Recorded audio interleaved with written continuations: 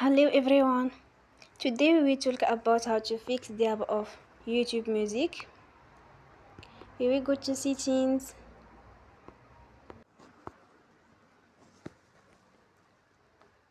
Then we click on apps. After that we will search the app YouTube Music and we click. Then we will on for stop.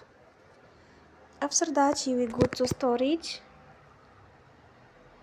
Then we click on clear cache.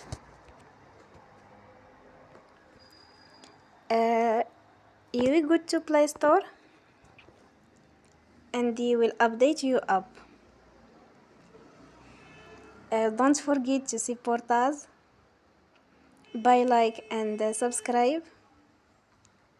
See you next time and thank you for watching.